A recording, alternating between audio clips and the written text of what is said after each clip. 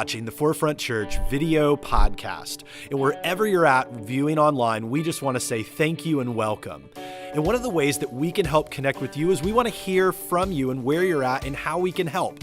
And so head over to forefrontchurch.info after the message and click the Connect tab. It's a great way for us to help you along your spiritual journey as you connect with God and learn about Jesus. And so sit back, relax. We hope that you're challenged and encouraged from today's message.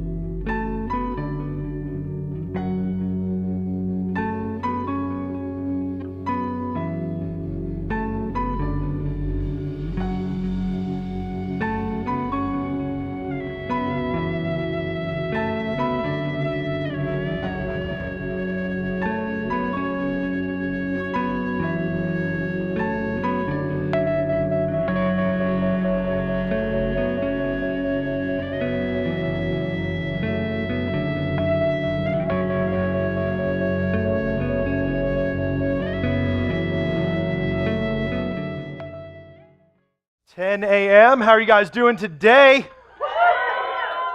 Glad that you guys are with us today. Thank you for everybody tuning in online, hanging out. We have people from Florida to people in Norfolk at the hospital working and doing their things at ODU. They're working on their internships. They're commenting in there. So comment, let us know where you're tuning in from. We're thankful for you. And how many of you guys enjoyed that Camp Kid Jam video? And how many of you are also thankful that you are not in 5th grade anymore? Yeah, I was there with those kids, amen. And I was with those kids, and I got to tell you, it was so cool to watch the kids getting like the happy day camper thing. They were the happy camper, watching the adults get like slimed, and thankful that I wasn't one of them. It was a blast, and I love that happened because hopefully when they get to our age, they won't be sitting in a series like this. You see, 4 weeks ago, we started a series called Rebuild Our Faith and Process. You see, our hope is that as they are younger, that we are able to give them a different idea and expression of what faith should be. Because unfortunately, every single one of us has an idea about faith, from whether it was grandma teaching us when we were younger to going to that church. We were just like, I don't want to go. They're like, you're going to go. And we had to go and be a part of that. And so we had an idea, whether you are new to faith or you have been at this a while, you have some foundational semblance of what you believe about faith. And our hope over the course of this series has been, you know what? Let's tear all of that down and learn together. Now that we're grown, now that we're hopefully a little wiser and a little older, how best to lay the proper foundation and rebuild that faith in process. And if you have a Bible, we're going to be over in Proverbs chapter 16. If you don't have a Bible, that's all right. 2 ways to get one. Stop by the Get Connected table in the lobby. They're free. There's no catch. Grab your new Bible, bring your new Bible back with you. We open it up every single week. Or you can go to forefrontchurch.info. This is really important. We use this all the time. It's the hub for all things here at Forefront. Swipe over a couple times till you get to the Notes tab in a digital Bible. All of our notes today are there. While you're there, save it to your home screen so you can connect with all sorts of things going on.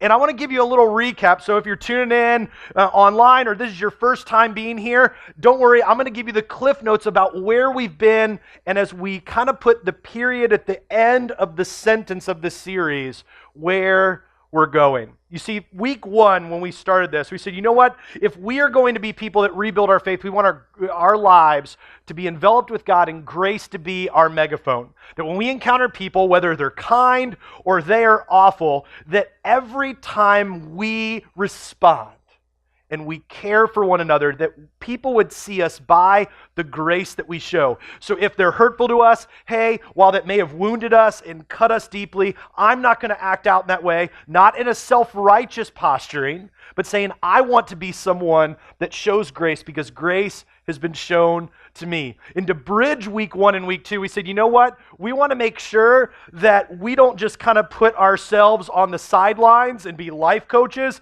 that we want to be lifeguards. And by that I mean that if grace is going to be our megaphone, that we're not going to sit on the side of the pool at the cabana going, your life's a train wreck, you need to do this, you need to do that, and sip on our drink. That instead, no, we're not just going to judge people's lives, that we are going to put ourselves right in the thick of where people are and go, you know what? Whatever's happening in life, I want to be here for you. I will dive in the deep end for you because Jesus cares for me. Grace is what I speak, and I love you. And if you're hurting, I'm not going to sit on the sidelines. I'm going to be in the middle of it with you because I care. And the only way that we can be in the middle of it is we bridge that to the end of week 2, is we said, you know what? That we want to guard our hearts and help others. And the guy with the slide is going to help me out because this thing is not working. So we want to guard our hearts so that we can help others. And by that, I mean not to just put up a kind of, a fence at everybody and say, hey, step out. That we want to say, you know what? I want to have my life in prayer, in Bible reading, in being connected to the local church, that I want to be able to have my life enveloped so deeply that wherever I go and whatever I do, I can help others because first, my heart and what's happening and what's taking place is solid with God, which led us to week 3. And when we got in there, we said, you know what? The only way that we can do that is we have other people around us. We can't do this alone. And we said it this way, that godly people need godly people. That if you're running off and you're doing faith alone, I commend you for where you've gone thus far. But after a while, you need other people along in the journey that can help you do this. I am an introvert at heart, and when it comes to, I moonlight for 30 minutes at a time up here as an extrovert, and then I go hide from all of you afterwards. And my tendency is to run and hide and not let people in. But if we're going to rebuild our faith, we have to realize, you know what? We can't do this alone. We have to be able to invite other people in. And you see, we have all the best laid plans. We got, hey, I can do this, I can do that. How many of you have ever said, I am going to quit that, and then like the next day, you went right back to whatever it was? Yeah? It's right around New Year's, isn't it? I'm going to work out, I'm going to lose 5,000 pounds. Be so good. And you're like, all of a sudden, I'm going to give up social media. I don't even need that stuff. I am going to be free. And what? I'm not going to bring my cell phone in when we eat meals. I'm just going to eat my meal in the restaurant. And what happens? The next day, you're like, oh, what's going on? I just need to scroll people's lives I don't even really care about. Yeah, you do it, and you jump right back into your old behaviors. We have all kinds of plans we want to do, and that's happened in our family's life. We have tons of plans that have been interrupted by, surprise, you're sick and you need surgery, or this happened or that happened. There was one time when we were going to have a family vacation to Williamsburg, and it's like, hey, Williamsburg, but we had passes to Water Country, USA, and so we're like, cool, we'll stay the night. We're going to stay in a hotel. We'll go the next day to Water Country. It'll be fun. So we drive up there and we get to the hotel. My wife is the planner. She is phenomenal at planning, except for maybe this instance. And so she does really well. Like, she plans all the stuff. I'm not good with that. She, like, all the details. So we get there. The kids are pumped. We're going to go do our thing around Williamsburg a little bit, check into the hotel. And so we get to the hotel. Wife gets to the front desk. I'm wrangling our 3 kids. And as I'm kind of wrangling them, I see her walk over there, and I kind of overhear the conversation. She gets there and she's like, hey, ma'am, I'm ready to check in. My name is Carrie Bedell, blah, blah, blah. We have a reservation for tonight. And the lady starts looking it up and says, what's your name again? Yeah, and starts looking it up. And I can see my wife's body language. She cannot hide anything, like, at all. And I love that because then at least I have some semblance of being able to read it, what's going on. And so I can see that, like, it's getting a little tense. So, ma'am, we don't have a reservation for you. And she looks back at me and I'm like, I don't make reservations. I got nothing for you. I don't have the computer. Look at her. And so she's like, I don't know what to do. And then she said, oh, ma'am, I do have a reservation for you. And you could see her whole body language. She all of a sudden is from stiff to like, all right. Like, she just and she says, but it's, we're there in July and we have a reservation for you for September. And then she turns around and looks at me, and the look back didn't say anything because I'm not supposed to. Guys, if you're not supposed to, say anything. But the look that I gave back was, did you like have a stroke while you were on there? And so she turns around, she handles that, and we know like there's no refunds. We're like, man, we're going to double book. The hotel might be packed there. It's a heavy weekend. Well, she calls the place that we booked it through. They're like, cool, we'll give it back. Hey, we can redo it and all this stuff. And we got a room. So we're like, whoo, all right. Like, we're going to get a room. We do it. And we wake up the next morning. We are going to go to water country. It's going to be a blast. We're going to splash. And, you know, all the things that the kids hope for. And if you're a parent, you're just like, if we can survive. And if everyone has clothes on at the end, we're good. And so we're there. We go to the kid area. And they've got their vests on. They're playing. 15 minutes in, the second coming of Jesus happens. Like there is clouds rolling in, the four horsemen are on there, like there is dark clouds. I'm just like, uh-oh. But what we noticed in that moment is that all the employees like disappeared. I was like, did the rapture just happen? Like if you're at Water Country, watch this. If the weather pulls in, they disappear. They seek shelter, leave all the guests to fend for themselves. And so if you're watching online or you're here in Water Country, you need to change that policy. Save your people. And so they're there, everybody disappears, it unleashes, they close the park, we have to leave, the kids, and we're in a hotel, so like we didn't even have to go to Water Country, because if you take kids to a hotel, they're like, party! And so we make the best of it in there, but our plans were ruined. And that's the same way that happens in faith. We have all the best intentions. Jesus, you're here, I'm going to follow you, I'm going to rebuild this thing up. And then what happens? The next day we drop that ball. And I know, because if you've ever had that experience, me too. And I don't just drop it the next day. There's days where I'm like, God, I'm going to break this habit. I'm going to stop this thing. And it's like 1 p.m. in the afternoon. And we get to 3 p.m. in the afternoon. And I do the same thing that I said 2 hours ago. And I'm like, ah. And it's so frustrating, because my plan is, God, I'm going to follow you. God, I'm going to trust you. And then those plans get interrupted.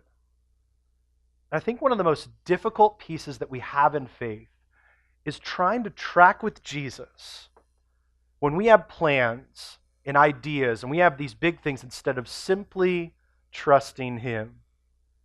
And the writer in Proverbs 16 unfolds some of this for us, shares here. To human beings belong the plans of the heart, but from the Lord comes proper answer of the tongue. All a person's ways seem pure to them, but the motives are weighed by the Lord. Continues on. Commit to the Lord whatever you do, and He will establish your plans. Verse 4. The Lord works out everything to its proper end, even the wicked for a day of disaster. The Lord detests all the proud of heart. I could do it on my own. Everything's on it. But sure of this, they will not go unpunished. Verse 6. Through love and faithfulness, sin is atoned for. Through Jesus, through the fear of the Lord, evil is avoided. When the Lord takes pleasure in anyone's way, He causes their enemies to make peace with them. Better a little with righteousness than much gain with injustice. In their hearts, humans plan their course, but the Lord establishes their steps. You see, we've been in this series where we're looking at what does it mean to break it down, everything that we've known, tear it to the ground, and rebuild it with Him. Showing grace to others, letting it be our megaphone, being lifeguards, not life coaches, that we would jump in and say, you know what, I want to guard my heart with you, God, and I want to be a godly person, but I need to bring other people along. And if you're going to be able to do that, then we need to walk on the paths that God intended. Or as we would put it this way, stepping into godly paths leads to a glorious future. But it's difficult to navigate all that, because we still have Monday, and then Wednesday, and the chaos of life happens. And it's hard to navigate all of those choices, because we have plans. God, I'm going to do better. God, I'm going to do this. God, I'm going to get my family to church. God, we're going to raise up. God, I'm going to combat that sin that's in my life, all these things. And we need somebody to speak into our life to kind of help us navigate those. I remember growing up with my siblings and my dad, we would go fishing. And there's a picture here of West Neck Marina, and it looked way bigger when we were little, but overhead view, and we would go down to the boat ramp where everybody would get off, and my dad had this boat. Well, he had it for a while till my brother's teeth needed to be straightened and they had to sell the boat, and so not bitter at all about that. But we would get there, and we would get the boat unloaded and everything, and we would go. And one of the things that my dad, as we would sit on the boat and talk, and as we got older, we'd have these conversations about life, and my dad would never give us like the answer. Because I would always be like, share with my dad, this is going on with my friend, this is going on with whatever. And my thought was, a dad's just supposed to give you the answer, then you're good. That's what dads are supposed to do. It's your job. And so I would share these things, and my dad had always a way of kind of pulling the answer out of us. He didn't just want to give us the answer. He wanted us to critically think. And so he'd be like, well, what about that? What then? What's going to happen then? And so kind of lead us along. And I want to give my dad the benefit of the doubt that I don't think it was just simply taking us fishing to get us out of my mom's hair for a couple hours.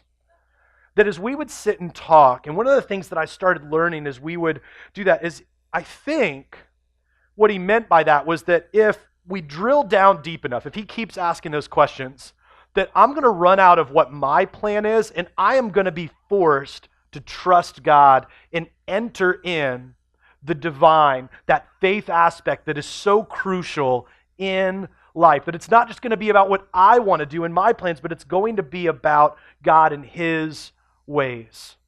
But I think the most difficult piece of that, of stepping into faith, is that we're terrified. We don't know what to do next. We don't know what's going to happen.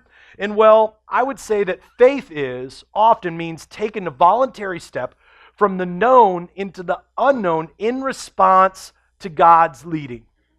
You see, but I meet so many people that hear that, they go, that makes total sense, that I'm going to take a step into faith. I want God's plans to be my plans. I want the grace. I want that lifeguard mentality. I want to be able to surround my heart with Him and other people.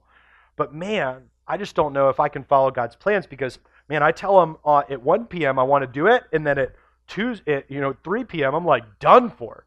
And so how am I supposed to be able to live a life for Him? And I think the most critical thing for many believers, one of the biggest things, is not that there is not this good intentions that we need to put into practice, but we're distracted. We are absolutely everywhere in life. And I would say that distraction is the primary spiritual roadblock of our time. That as we want to engage faith, we're distracted. We have these devices in our pocket that can send things to space and back. That we're just like, I'm going to send a text message to the other side of the world. Wow. And we can get any knowledge, any information that we want. And all the time we're like, I'm just going to leave it in the car. I'm not going to engage. And then we hear and we're like, oh, what's that? And we go over and we have to grab it. We got to see and we got to scroll. And then we scroll and then we scroll. And we fall asleep and we have drool stuck to our cell phone in the morning. Or you lay in bed like this. You dropped it on your face. Don't raise your hand. We will judge you. But yeah, you've done that. Oh, good thing nobody's watching and whoever's laying next to you. And we get so distracted. I don't believe that it's lack of intention that people go, because I meet tons of people that walk through the doors, that email us, that call us, that go, I want change. I go, I know you want to rebuild this. But the problem is they go, you know what, I want to rebuild it. I want to be able to stick close to God. But the roadblock is I just get distracted, and so I just start kind of wandering off. It's the hamster falls asleep at the wheel, that all of a sudden you're just watching what's going on. God, I want to follow you. Squirrel. And we're like, all right, let's go. And we move to something else, and we have the intentions, but we don't follow through. You see, I don't believe Satan's intention is to go, I need to get you to move from following Jesus and going to church to going to the church of Satan and sacrificing things. That's not Satan's intent. He's not getting you to be a devil worshiper. All right? People go, oh no, I need to go to church. That whole Satan, I believe that Satan's intent is to not get you way over there, but go, oh, you want to follow Jesus? Let me just move you just enough off so that you're disconnected and you're not close to Him. But you think you are. Dear God, I want to follow your steps. I want to follow your path. I go to church. I go to small group. I connect with people. I have even gone on Thanksgiving and served people in need. God, I'm clearly connected to you. God's response is, but are you? Because you know that if you're close to Him, but even slightly off over time, what happens is that gets further and further and further. And Satan's plan is to not lead you to a place where you're like, wow, I'm way off, but just enough off to where you aren't whole. And I love the way that Richard Foster puts it in his book, Studies in the Life of Christ. I normally don't bring the physical book up, but I wanted to let everybody know, because they're like, ooh, I want to get that book. This is a really big book. And so they're like, ooh, I'm not going on Amazon for that one. He shares this: Jesus, teach me to be patient and continue to stretch my understanding of who you are and how you work in the world. Continue to clear distractions and cultivate within me the humility to know that your way is what? Best. Amen. You see, as he moves through this, what he's really pointing us to is that verse in verse 3. Commit to the Lord whatever you do, and he will establish your plans. Or in our context today, we would say stepping into godly paths leads us to a glorious future.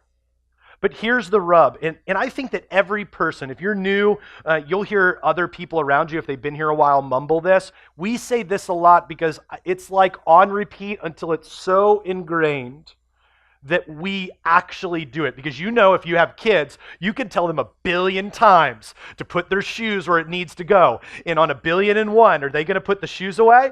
No. And you just want to go, yeah. That's why I don't have any hair, all right? I have 3 kids, no hair, because they don't listen. And we need people in our lives that will say lovingly difficult things, or as we say it here at Forefront, people that love God and love you, but love God, for those of you guys who are here a lot, but love God, what? More than you, so they can say the things that are hard.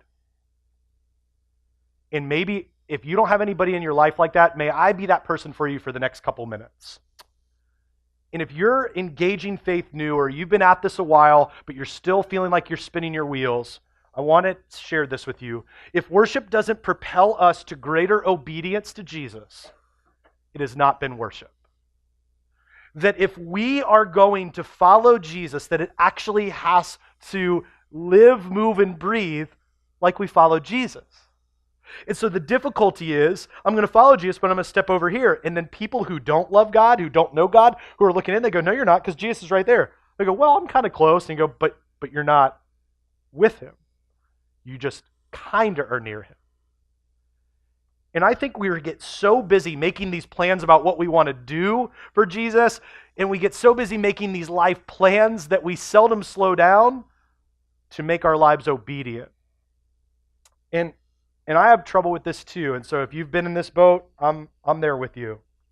The other day, quite recently, and I had to confide in some close friends in this, and we've done series on this before, battling with anxiety and depression. And about four years ago, we did a series on this, and it was anxiety, depression, mental health, which I think the church needs to not be kind of following behind, but needs to be the forerunner of, or pardon the pun, at the forefront of that. And so just recently, we revisited that and kind of added to the dialogue and the conversation. And that's partly because you have a staff who loves Jesus, but is just also relying on him, and they're messed up too.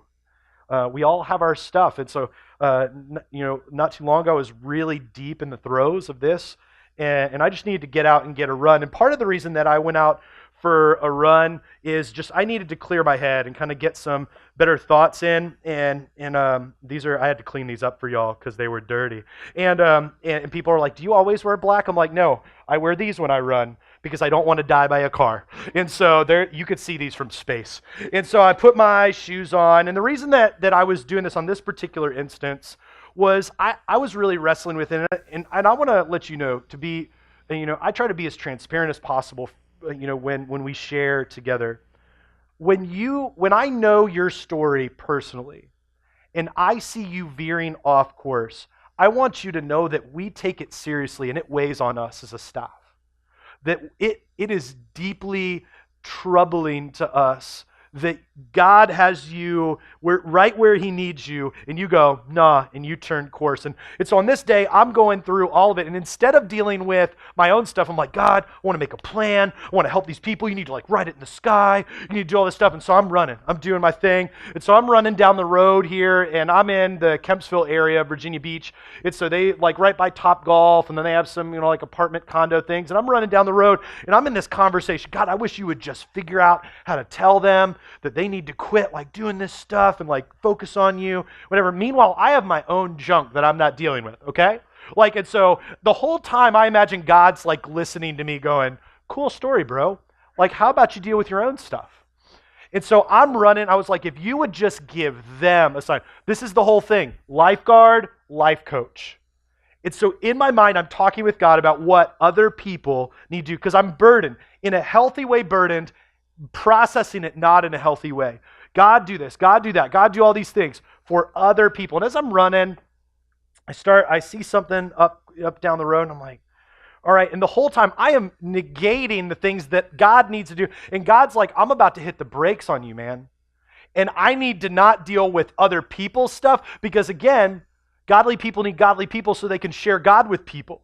And so we need people in our lives. We need to grace our megaphone. Lifeguards, not life coaches. How do we move through this? We need to deal with our own stuff with God and others so we can be in a healthy place to help people. And God's like, cool, you want to keep talking about other people? I'm going to hit the brakes on you.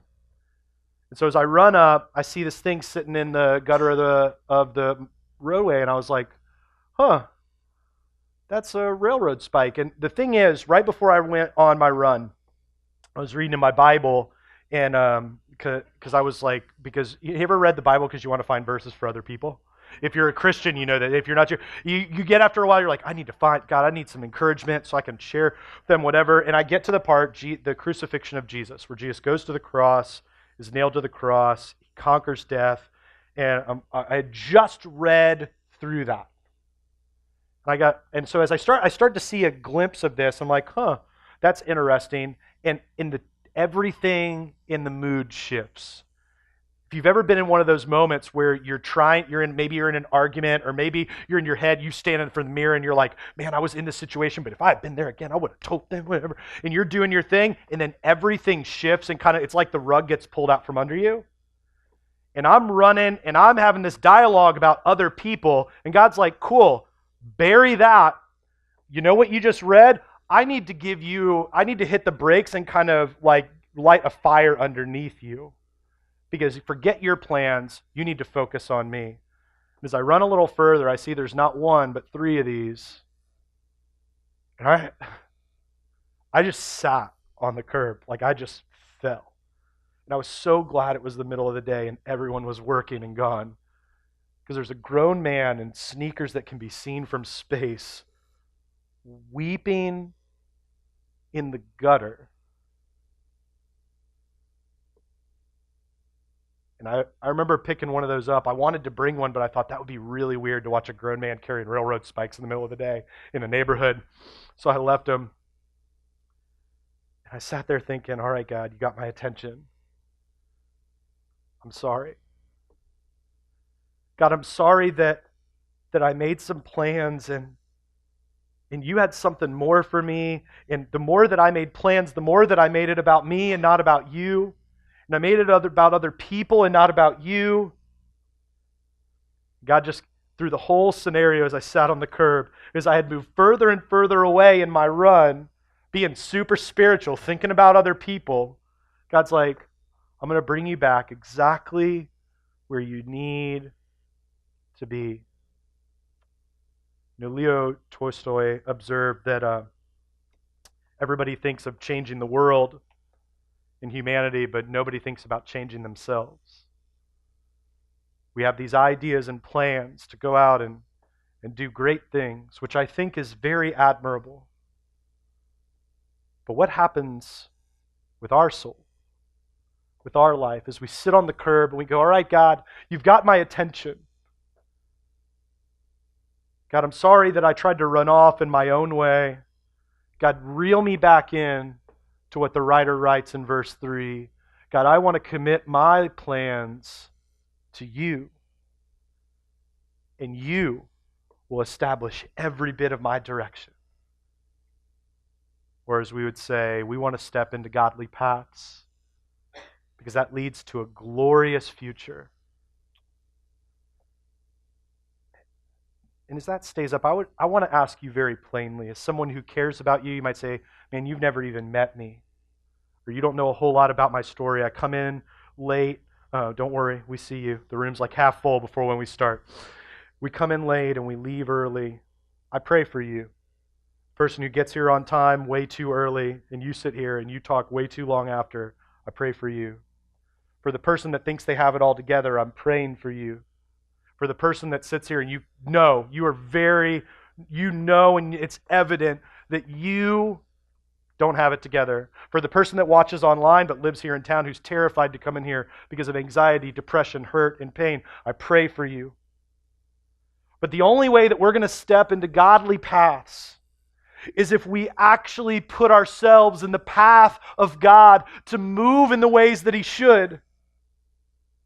And you may have plans that are all about the great things you will do one day. In your relationships with your kids, in your job. And I'm glad you have those things. But the biggest choice you will ever make is if you're going to step in the path that God has designed for you. And when you do that, everything will change. But no one can make you do that. That's the most frustrating part of our roles as pastors. I can put all the tools in front of you, but you have to choose whether or not you'll respond. And my prayer is that you'll put yourself in His path. And my desperate prayer is that you'll do that today. Would you pray with me? Thanks for tuning in to the Forefront Church video podcast. Our hope and prayer is that this has left you encouraged and challenged you in your faith. And you might have some questions and some ways that you want to figure this out, and we want to help with that. Head over to forefrontchurch.info, and there's a couple different ways that you can connect. Click the Connect tab and let us know how we can be praying for you, or a staff member can be contacting you this week. Maybe you have just been encouraged by this and want to support the ministry here at Forefront Church. You can click the Giving tab, as well as other tabs that are in there to help you along in your journey with God.